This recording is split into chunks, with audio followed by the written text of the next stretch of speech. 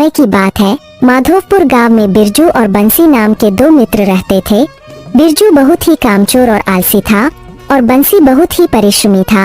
वह अपने काम पूरी लगन से करता था। वह दोनों ही गांव के जमींदार मोहन चौधरी के जमीन पर काम किया करते थे। बंसी काम करता था और बिरजू अपने बैल को बांधकर पेड़ के नीचे गमछा बिछाकर सोया रहता था। और जैसे ही सूर्यास्त हो जाता, बिरजू अपने पूरे शरीर में मिट्टी लगाकर और बैल को भी मिट्टी लगाकर ले जाता था। वह जमींदार बाबू को दिखाता था कि उसने बहुत काम किया है। और बंसी खेतों का काम खत्म होने के बाद अपने बैलों को अच्छे से नहलाकर खुद भी स्नान करके साफ सुथरा होकर घर वापस जाता था। जमींदार बाबू बिरजू के इस झूठ को पकड़ नहीं पाते थे। सोचते थे कि बिरजू बहुत ही परिश्रमी है और बंसी बहुत ही कामचोर है। इसलिए जमींदार बाबू ने रसोई से कहा, देखो, बिरजू बहुत ही परिश्रम करता है। उसकी अच्छी देखभाल करना और ध्यान रखना उसके खाने में कोई भी कमी न होने पाए। रसोइया बिरजू को भरपेट खाना देता था और बंसी का पेट ही नहीं भरता था। बंसी ने मन ही मन सोचा, ये कैसा न्याय है, जो काम करता है उसे ही भूखा रहना पड़ता है और जो कामचोर है वो भर पेट खाता है। बिरजू समझ गया कि बंसी के मन में संदेह हो रहा है। वह डर गया कि अगर बंसी ने असली सच बता दिया तो। इसलिए उसी रात को बिरजू ने बंसी को कहा, सुनो बंसी, खेत की कोई भी बात जमींदार बाबू से मत कहना। अगर कहा तो अच्छा नहीं होगा, कह देता हूँ। अच्छा ठीक है, मैं कुछ भी नहीं कहूँगा, पर याद रखना सच को कभी छुपाया नहीं जा सकता, समझे ना। अरे जा अपना काम कर जाके। यह कहकर बंसी सो जाता है। पूरे दिन की थकान के कारण बंसी गहरी नींद में सो जाता है और बिरजू पूरे दिन सोने के कारण पूरी रात सो नहीं पाता है। इसलिए जब सुबह बिरजू अपने बैल को लेकर खेतों में गया तो उसकी आंखें लाल देखकर जमींदार बाबू ने पूछा, क्या बात है बिरजू, रात को नींद नहीं आई क्या? क्या बोलूं हुजूर, बहुत मच्छर है। उन्होंने मुझे रात भर काटा और सोने ही नहीं दिया। देखो बलवंत, मेरे महल में वो जो पुराना खाली पड़ा हुआ कमरा है ना, उसे साफ करवा दो और बिरजू का सारा सामान उस कमरे में रखवा दो। आज के बाद बिरजू मेरे महल में ही रहेगा। याद रहे, उसे किसी चीज की कमी ना होने पाए। ठीक है ना बिरजू? मुझे क्या तकलीफ होगी, आपकी जैसी इच्छा हुजूर। उस दिन के बाद बिरजू की खातिरदारी और बढ़ गई। अब वह जमींदार बाबू के घर में रहने लगा। बिरजू बहुत खुश हुआ और उसका जीवन ऐसे ही चलने लगा। खेतों में जाकर बिरजू बैल को रस्सी से बांधकर वह सोया रहता था और बंसी दिन भर ईमानदारी से अपना काम करता, बिना फल की चिंता किए। एक दिन हुआ ये कि खाते वक्त रसोइया ने देखा कि बिरजू खाना बर्बाद कर रहा है और बंसी का पेट ही नहीं भर रहा है।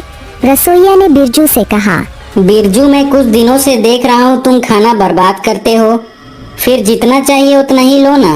बिरजू ने कुछ नहीं कहा। उधर रसोइया गोपाल को देखकर यह सोचने लगा, बिरजू खाना बर्बाद कर रहा है और बंसी का पेट ही नहीं भर रहा है, कहीं कुछ तो गड़बड़ जरूर है। रसोइया जमींदार बाबू की पत्नी के पास गया। प्रणाम प्रणाम मालकिन। मालकिन, मैं कह रहा था कहीं कुछ तो गड़बड़ हो रही है मालकिन। जमींदार की पत्नी को बिरजू और बंसी के खाने के बारे में साफ साफ बताया।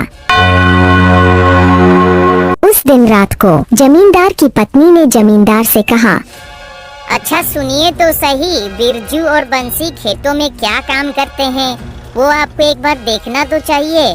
क्या काम करते हैं, कैसा काम करते हैं? जमींदार बाबू ने कारण जानना चाहा। तब जमींदार की पत्नी ने संदेह का कारण बताया। सुनकर जमींदार बाबू ने सोचा, बात तो सही है। बात तो सही है। एक बार मुझे अपनी आंखों से खेत जाकर देखना चाहिए। यह सोचकर दूसरे दिन वो किसी को बिना कुछ कहे चुपचाप खेतों में चले गए। दूर से खड़े होकर उन्होंने देखा कि बंसी बहुत ही मन से काम कर रहा है, जैसे वो अपने लिए कर रहा हो। अब वो बिरजू को ढूंढने गए। पूरे खेत में उन्हें बिरजू कहीं नहीं नजर आया। अरे ये बिरजू कहाँ चला गया? कहीं दिखाई नहीं दे रहा है। जमींदार बाबू समझ जाते हैं कि बिरजू काम चोरी कर रहा है। थोड़ी दूर जाने के बाद तभी जमींदार बाबू की नजर तालाब के किनारे घाट पर पड़ती है। उन्होंने देखा घाट के किनारे बिरजू गमछा बिछाकर खर्राटे लेकर सो रहा है। यह देखकर जमींदार बाबू को बहुत गुस्सा आया। किसी को बिना कुछ कहे वे अपने घर लौट आए। मुझे बंसी के लिए बहुत बुरा लग रहा है। नहीं नहीं नहीं नहीं, मैंने उसके साथ बहुत अन्याय किया है। एक आदमी बिना कुछ कहे परिश्रम करता जा रहा है और दूसरा बिना काम किए सारा सुख भोग रहा है। ये नहीं हो सकता, ये नहीं हो सकता। मैं बंसी को पहचान नहीं पाया। मैंने तो आपको पहले ही कहा था कि खेत जाकर देखिए कि वो दोनों क्या काम करते हैं। एक काम करिए, आप बंसी को कोई दूसरा काम दे दीजिए। वैसे भी हमें लिखा पढ़ी करने वालों की जरूरत तो है ही।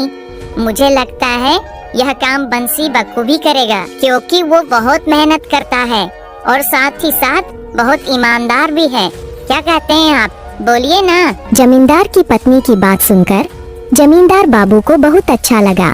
जमींदार बाबू ने सूर्यास्त होने तक का इंतजार किया। उसके बाद वह दोनों घर लौट आए तो जमींदार बाबू ने बिरजू को बुलाया। बिरजू, अभी मेरे कमरे में आओ, तुमसे कुछ जरूरी बात करनी है मुझे। हुजूर, शरीर में मिट्टी लगी हुई है ना, साफ करके आता हूँ।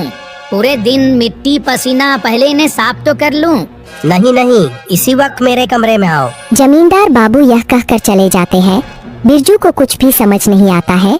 वह अंदर ही अंदर डर जाता है कि अचानक से क्या हुआ। बिरजू धीरे धीरे जमींदार जी के कमरे में जाता है। जमींदार बाबू ने बंसी को देखकर कहा, अरे अभी तुम्हारा एक काम बाकी है। तुम बंसी के पूरे शरीर में अच्छे से हल्दी तेल लगाकर, उसे गर्म पानी में स्नान करवाकर, साफ कपड़े पहनाकर इस कमरे में लेकर आओगे, ठीक है? हुजूर, ये कैसा न्याय है? मैं पूरे दिन इतनी मेहनत करने के बाद भी उस आलसी बंसी के शरीर में तेल और हल्दी लगाऊंगा? इतने दिनों से तुमने मुझे बेवकूफ बनाया। आज मैंने अपनी आंखों से देखा है तुम्हारे परिश्रम का नमूना। तुम आलसी हो, तुम कामचोर हो, तुम झूठे हो। तुम इसी समय इस घर से निकल जाओ, मैं तुम्हें काम पर नहीं रखूंगा। यह बात सुनकर बंसी ने जमींदार बाबू का पैर पकड़ कर कहा, हुजूर, हम दोनों आपके पास काम के लिए ही आए थे ना। आप दया करके बिरजू को एक और मौका दीजिए ना, एक और मौका दीजिए। हुजूर, मुझे विश्वास है कि बिरजू समझ गया है। क्यों रे? इसके बाद जमींदार बाबू ने बंसी की बात मान ली और बिरजू से कहा, बस एक बार मैं तुम्हें मौका देता हूँ। अपने आप को सुधार लो। तुम्हें साबित करना पड़ेगा तुम आलसी नहीं हो, तुम मेहनती हो। इसके बाद बंसी जमींदार बाबू का हिसाब किताब का काम देखने लगा और बिरजू ने अपने आप को बदलकर बहुत परिश्रमी हो गया। बिरजू समझ गया काम चोरी करने से जीवन में कोई काम नहीं होता। बिरजू और गोपाल की मित्रता और गहरी हो गई।